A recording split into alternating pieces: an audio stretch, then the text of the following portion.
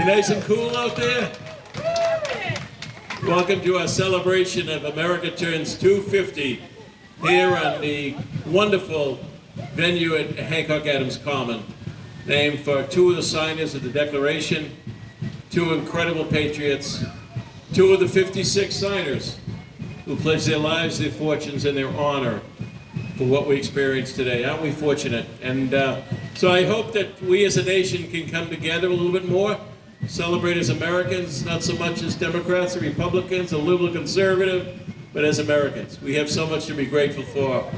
This idea that they had many, many years ago. Not sure what they'd think today if they were here, but it's pretty remarkable. It's the greatest country, in my view, that we've ever had on earth. The freedoms we enjoy, we take for granted. We shouldn't do that. So the parade's coming through. It's going to be a beautiful evening. We got a lot in store. I want to thank John McDonnell and the team for putting it together.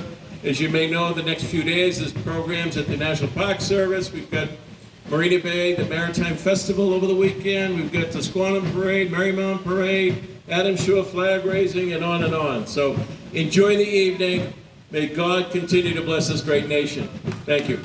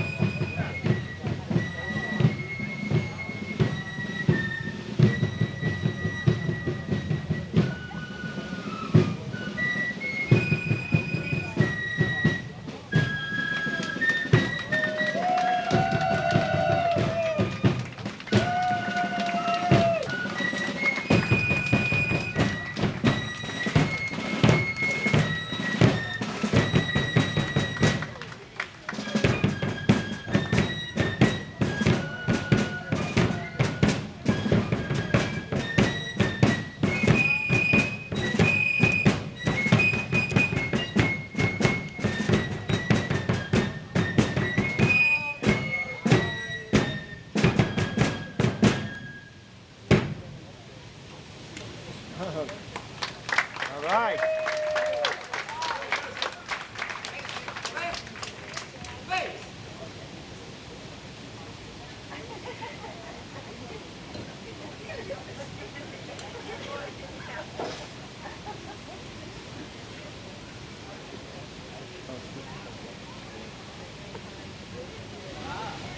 Well, thank you. This is the 250th anniversary of the country, but it's also the 250th anniversary of the Massachusetts Navy.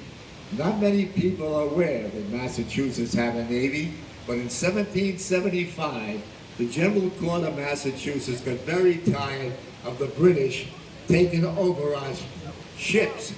So we decided to have a Navy. And at one point there were 865 ships in that Navy, mostly privateers, but they were also built along the East Coast, from Massachusetts to Maine. But Maine was part of Massachusetts at that time, and the Navy was, Massachusetts Navy was doing well right up to the time that the British started to build a fort in Penobscot, and General Court sent ships and militia. Problem was, the militia and the Navy didn't talk to one another. So they lost. And then the British brought the big ships in, and we sent the Navy ships up the Penobscot River, and they sank them all. Now all the sailors had to walk back to Boston. And that was a sad time for all of us. But the Navy is still here today in the sake of the Massachusetts Colonial Navy. Thank you for being here, and enjoy yourself today.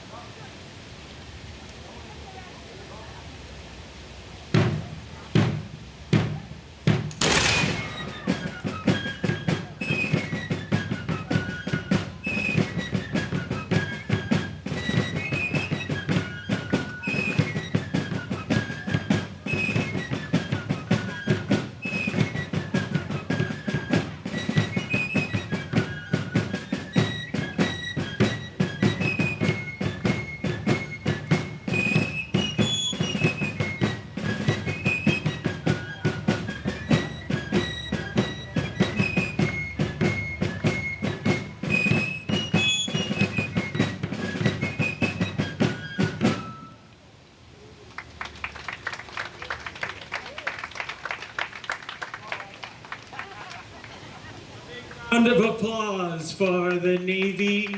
Tell me again, I always get it wrong. Colonial Navy of Massachusetts. Big round of applause, please. And they're exiting now.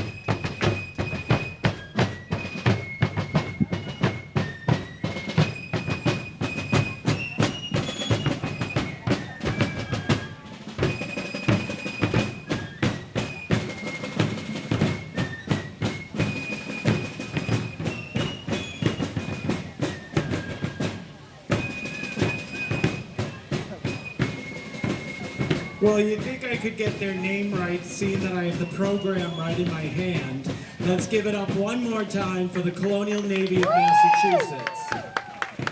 Thank you. And now we'd like to bring out Irene and the Daughters of the American Revolution for their presentation.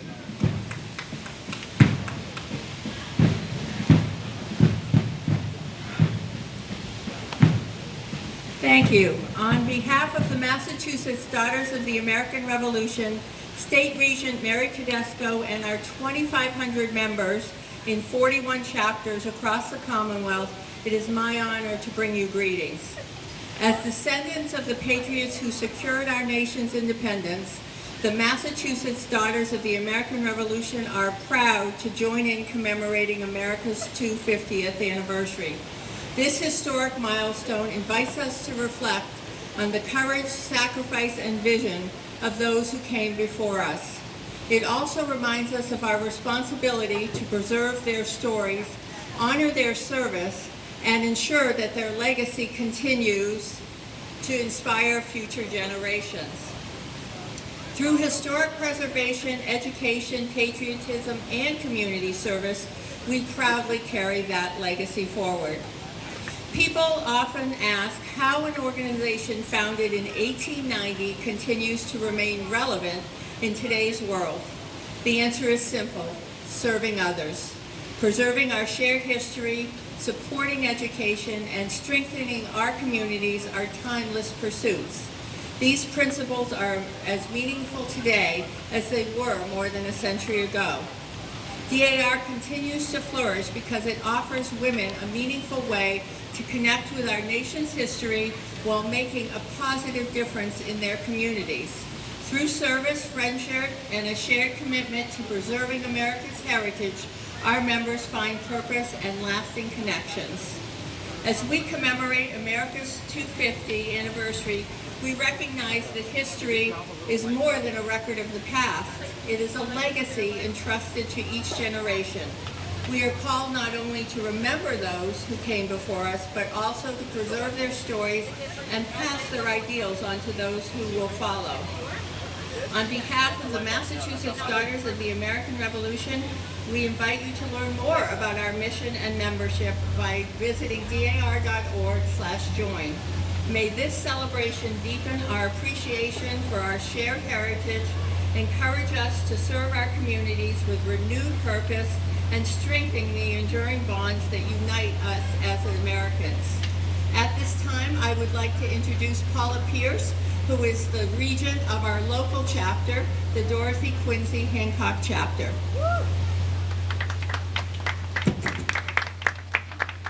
On behalf of the Dorothy Quincy chapter, the Daughters of the American Revolution headquarters here in Quincy, Mass. I am pleased to thank Mayor Koch and the City of Quincy celebrates America 250 for all the festivals here of the Adams Hancock Common. My name is Paula Pierce, and I am the regent of the Dorothy Quincy Hancock chapter. I am proud to be a state that has chapters that was recently revived, having been abandoned for almost 60 years.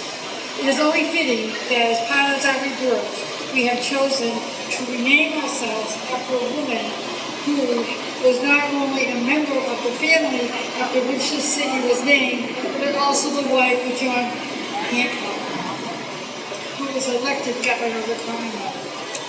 The Dorothy Quincy chapter together was organized here in strives today for the memory and spirit of men and women who have achieved American independence. Thank you very much. In just 2 days, on July 4th, 2026, America turns 250. DAR has been commemorating many events honoring our nation's journey, beginning with the Boston Massacre in 2020, and will continue until the Treaty of Paris in 2033. Thank you to the City of Quincy and the community for inviting the DAR today. We appreciate the many community members' efforts in making this celebration happen. We always want to remember those that helped in the founding of our great nation. Mayor Tom Koch, would you come forward? The DAR America 250 Commendation Medal and Certificate are awarded to non-member individuals and groups who have made outstanding contributions to preserving the legacy of the American Revolution. Recipients are recognized for their dedication to honoring Revolutionary War patriots, educating the public, and raising community awareness during America's 250th anniversary. Mayor Thomas P. Koch, because of your work and dedication to Quincy, celebrating America 250, the Massachusetts Daughters of the American Revolution is proud to present you with the DAR America 250 Commendation Medal and Certificate. It is our pleasure to recognize and honor your dedicated efforts to celebrate and commemorate our nation's 250th anniversary in Quincy, the City of Presidents. Thank you. Thank you very much, and thank you for what you do in preserving our history, and specifically to our Quincy delegation, the Quincy chapter, really, standing job they do at the Dorothy Quincy Homestead. It's state-owned, but that's a good thing, I guess. But all the work gets done by these ladies. And I know we've partnered with the Community Preservation Funds to rehab the John Hancock Carriage and now work on the house itself. We're excited about that. So if you haven't checked out the Dorothy Quincy Homestead, please do so. Thank you very much. And a little something for you.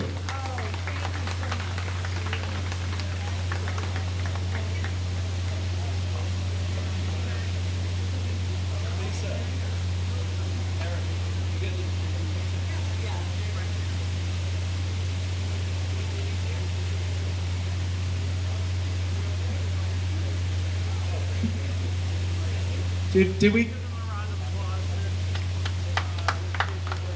Hello. Did we give them a round of applause because I was over there doing a surprise? They're doing pictures. They don't want me in them. I don't know what the problem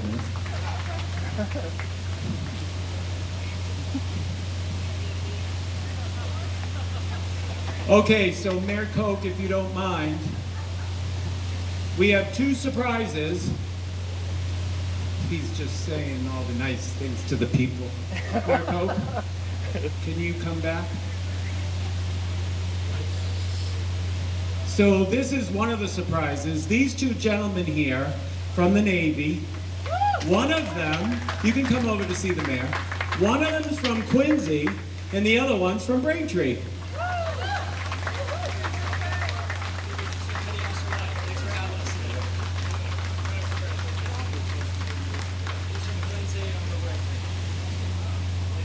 we'd like to have them introduce themselves to you. And while we're standing here in the Navy, we got a North Quincy grad, 1997, Christopher Chowder Hill, who just made Admiral. So Quincy continues to do it. How we doing, everybody? This is incredible. Thanks for coming out today. My name is Petty Officer White. I'm a United States Navy sailor. I'm a fire controlman, fresh from the fleet. You may be asking yourselves, what is a fire controlman? I'm the guy manning the missiles and the gun mounts aboard every fighting ship aboard the United States Navy. We have approximately 300 ships in our fleet sailing around the world. At any given moment, sailors in the United States fleet are on deployment. We are the only branch that is continuously deployed 365 days a year, 7 days a week, 24/7. I'm humbled that I'm given the floor right now. I want to thank you all for celebrating America's 250th anniversary with us. Been in the Navy 10 years now. Probably gonna do my 20. I'm gonna pass the mic on over to my colleague here. Good evening, everybody. My name is Petty Officer Bradley, designated specialist of machinist mate, as old folks might know, as a BT, boiler technician. Was stationed on the LHD amphib ship, so I take care of all the propulsion actions and auxiliary components aboard amphibious ships. So it comes with steam, electricity, water to provide all our sailors and our Marines that are stationed on these amphibs to supply for our deployment throughout the whole Navy. This is a great moment, a proud moment as we celebrate America's 250. I'm currently stationed at NRS Quincy over here at the recruiting station with Petty Officer White. Photo?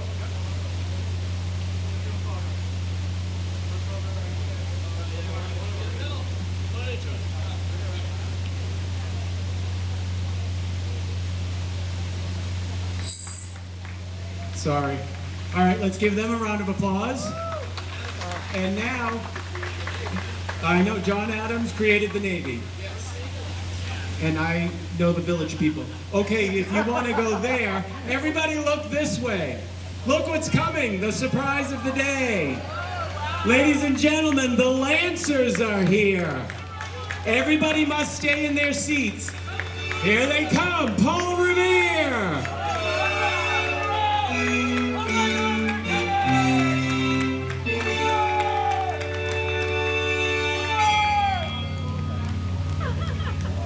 Have your muskets! The regulars are coming in!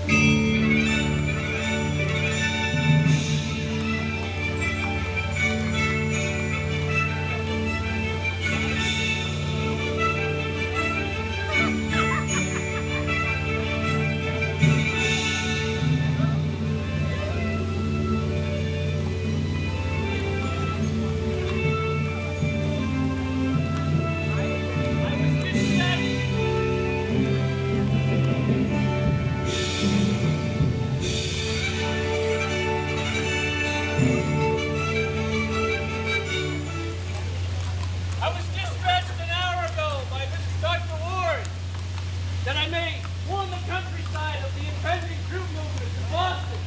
I've been riding hard ever since. I went to the learn of the militia captain in Medford for me. I must warn Mr. Hancock and Mr. Adams of the impending troop movement in Boston. This is urgent. Are they here? Is Mr. Hancock and Mr. Adams here? I must find them. Dr. Warren fears for their safety. He's very concerned about the military supplies in Congress. We don't want them to fall into the enemy's hands.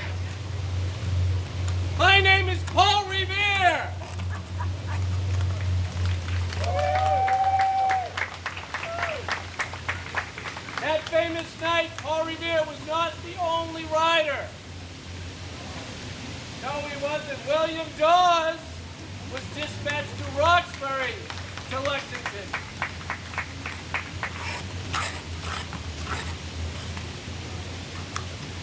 Mr. Dawes, would you indulge us with a poem? I certainly will.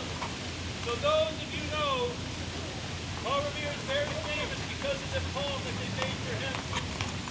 And no one really knows of William Dawes. But I have a poem that proves otherwise. I am a wandering bitter shade, never of me was a hero made. No poet has ever sung my praise, nobody crowned my brow with fame.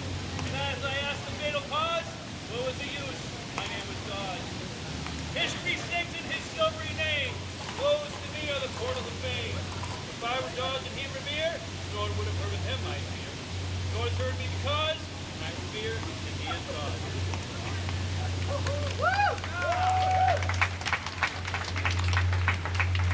I have a few questions for those here that are under 15 years old.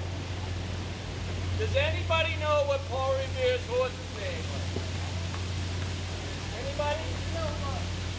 High Hope Silver? No.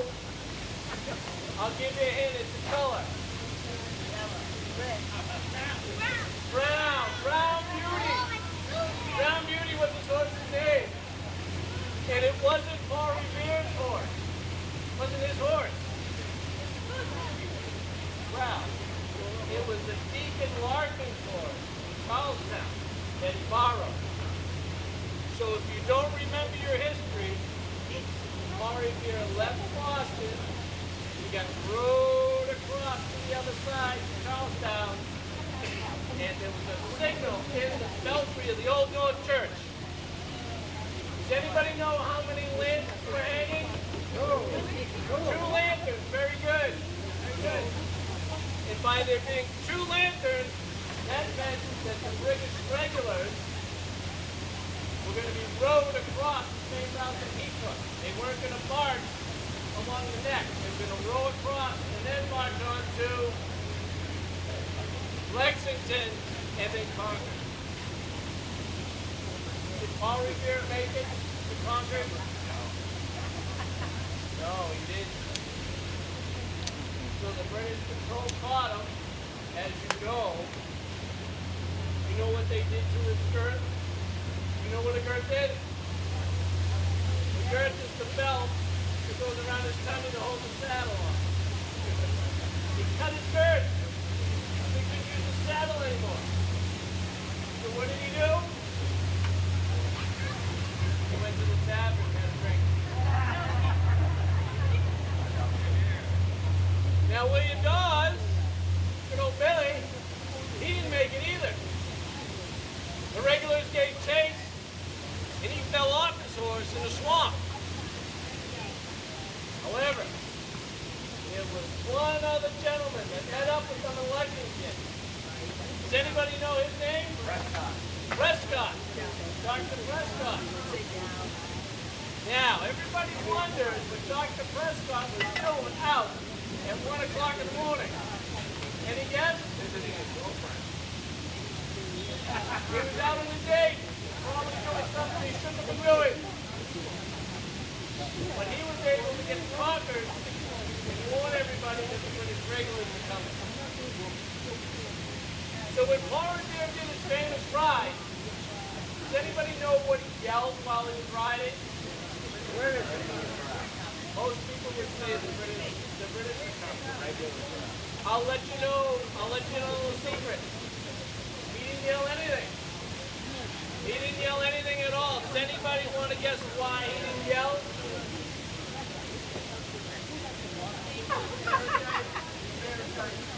No laryngitis. He didn't want to get caught. He had to warn the countryside. He had to warn the militia captains, especially Mr. Hancock and Mr. Adams. So if he was yelling the whole way, the British troops would have found him and caught him. But if he were to yell something, he would have said the regulars are out. Why would he say the regulars are out instead of the British?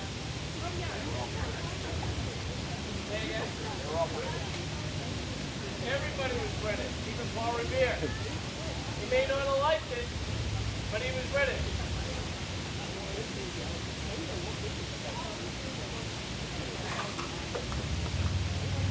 I got an idea. How about everybody under 10 years old come up and see me?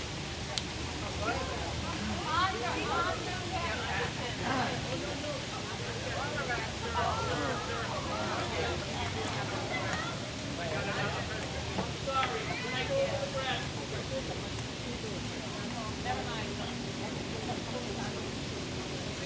I'm going to fill you in while they're getting back onto the horses. We have one person that's going to speak for 10 minutes, a historian and author. Then when they bring the horses over to the green, after the historian speaks, all children can go over and do a meet and greet with the Lancers. Okay? Let's give them a round of applause, please. Paul Revere.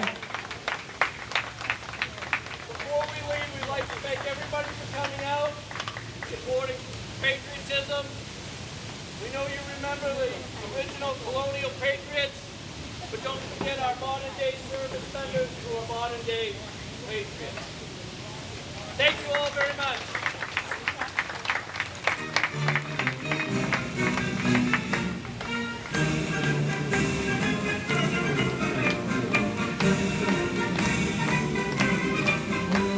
Big round of applause.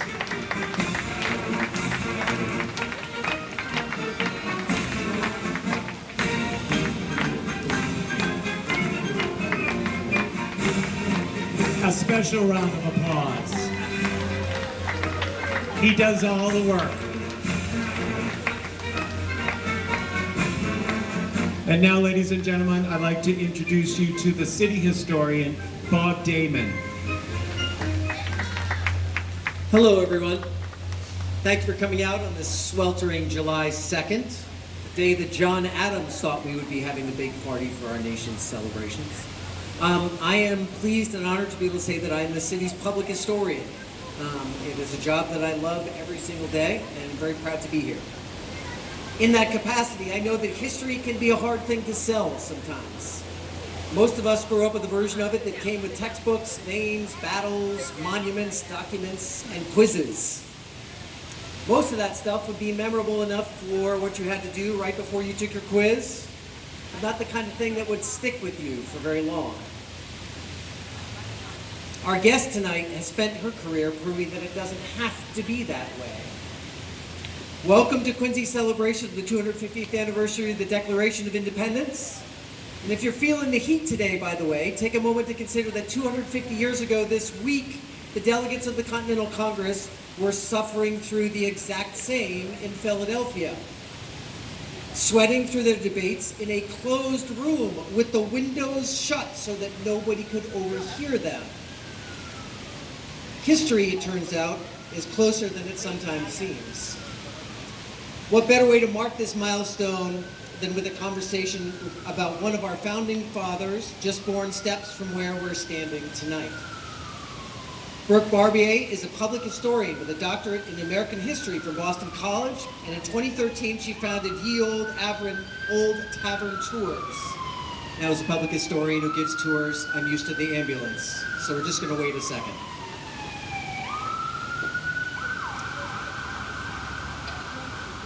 So Ye Old Tavern Tours guides individuals along Boston's Freedom Trail and takes guests not just past historic sites, but into them, into the taverns and gathering places where the revolution was actually argued over, planned, and sometimes toasted.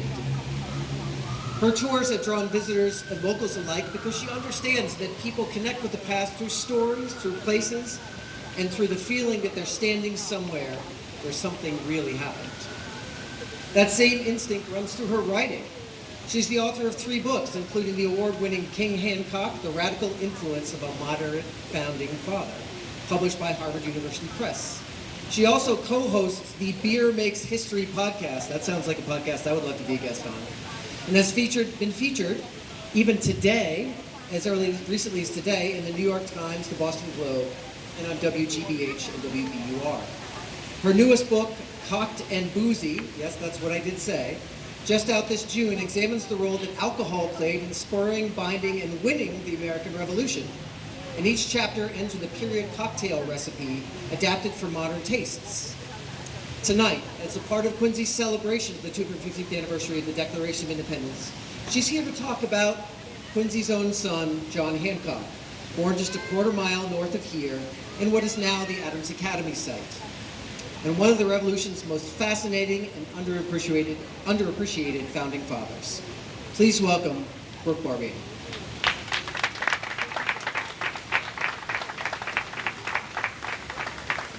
Thank you, Bob. Thank you to Mayor Cook for inviting me today, and to John McDonald for inviting me.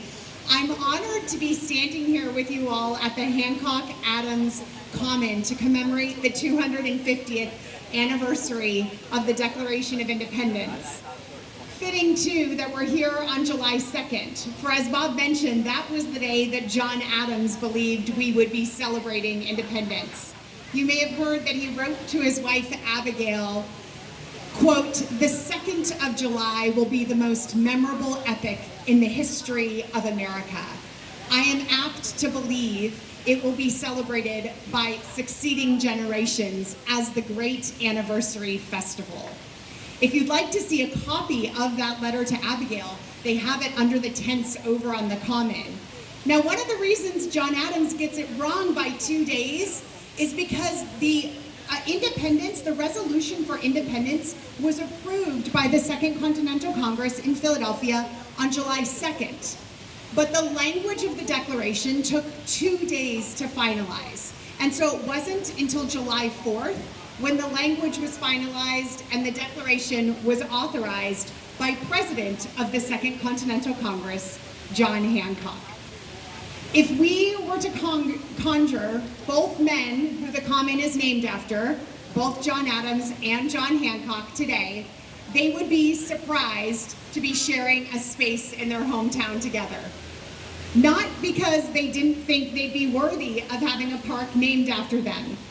Nobody had a firmer sense of his role in the pivotal event of the American Revolution than John Adams. And Hancock was one of the most famous Americans in the 1760s and 70s. No, it's not for these reasons. It's that they, throughout their lifetimes, were at odds. It seems that they should have been friendly with one another, or because they had so many similarities. They were born just a mile apart and about a year apart in Braintree, Massachusetts, which we know as Quincy today. John Adams was the son of a farmer who was also a deacon, and John Hancock was the son of a minister. His father, John Hancock's father, baptized John Adams. They both studied at Harvard College together, and they served in the same colonial legislature.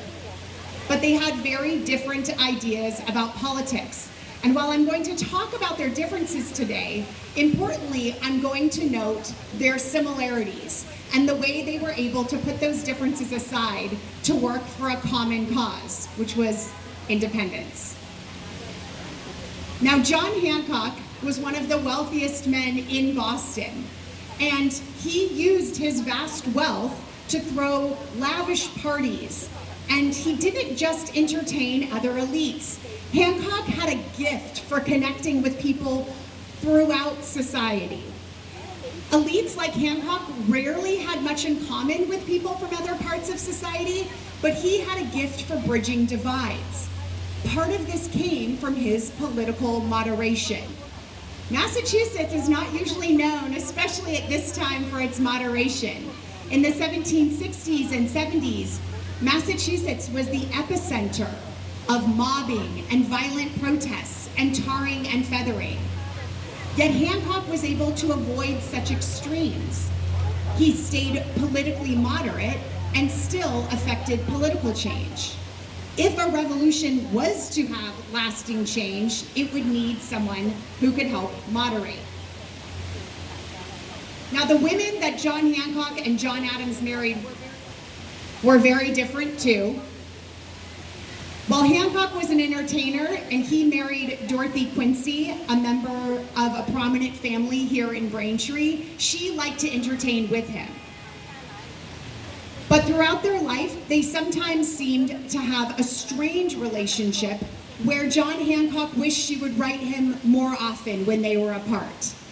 In contrast, John Adams marries Abigail Smith from nearby Weymouth. And while she doesn't enjoy the parties and the hosting that that John Adams' profession required of her, for decades, those two formed an amazing partnership, relying on each other through their letters for strength and sanity checks. One thing that John and Abigail greatly differed from John Hancock on was independence. John Adams had been hoping for independence months before it was actually passed, and Abigail Adams is on record as early as November 1775, saying she wanted to be independent from the British Crown. This puts her months ahead of her male and female contemporaries. But John Hancock was reluctant to declare independence, as were many of the conservatives and moderates in Congress who also had concerns about declaring independence. It might seem strange to hear that Americans were reluctant to declare independence or even hostile to the idea. And that's because we are sitting here, celebrating with 250 years of certainty. But in the 18th century, independence was a risky move. And for someone like John Hancock, he would be potentially sacrificing his significant means if he declared independence. For John Hancock had decades of experience that working with the British Empire was financially lucrative. He had traveled to London the decade before, where he had met with his overseas business partners and friendships. He'd even considered courting the daughter of one of his London associates. So rupturing with Great Britain would cost him socially, but also financially, because it would potentially harm his business, which relied on being able to transact business safely with the British Empire. John Adams, in contrast, had significantly less means, so it's going to cost him far less to rupture from the mother country. Now, those conservatives and moderates in the colonies eventually came around to the idea of independence, as did John Hancock. But we have to reflect that this was quite uncertain to declare independence. Psychologists identify a tendency called hindsight bias, wherein people tend to see the results of past events as predictable or logical. With this type of thinking, other outcomes or alternatives are dismissed as irrelevant to the final outcome. When evaluating history, and especially a revolution, it is easy to succumb to hindsight bias and believe that everything transpired the way that it should have, or that the outcome, like declaring independence, was inevitable. But this ignores the complex reality of life 250 years ago.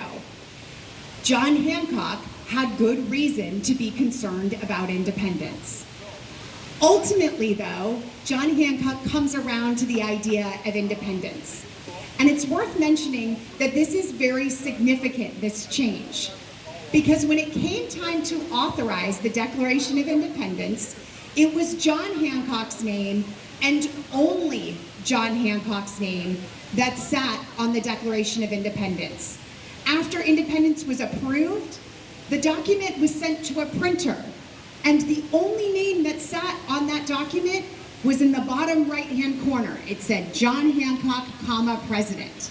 So John Adams, who'd been eager for independence for months, did not get to put his name on. Thomas Jefferson, who wrote the Declaration of Independence, also did not have his name on the Declaration.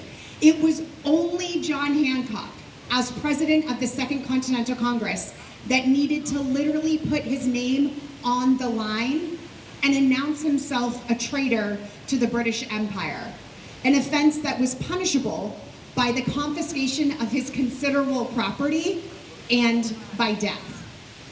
So it took him longer, but I think that that makes it all the more special because he understood the risks to both himself, his family, and his business and decided to go for it anyway.